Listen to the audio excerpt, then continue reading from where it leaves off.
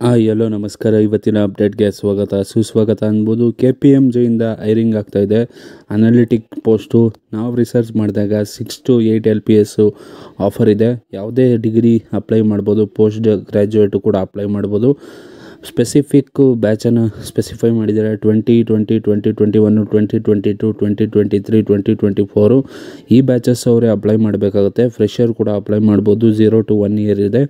Location ನೋಡೋದಾದರೆ KPMG ನಿಮಗೆ big 4 ಕಂಪನೀಸಲ್ಲಿ ಬರುತ್ತೆ.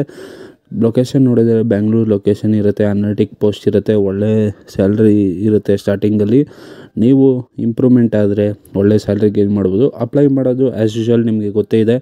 ನನ್ನ ಟೆಲಿಗ್ರಾಮ್ ಗ್ರೂಪ್ ಜಾಯ್ನ್ ಆದರೆ ನಿಮಗೆ ಅಲ್ಲಿ ಅಪ್ಲೈ ಬಟನ್ ಸಿಗುತ್ತೆ. ಅಲ್ಲಿ ನೀವು ಅಪ್ಲೈ ಮಾಡ್ಕೋಬೋದು.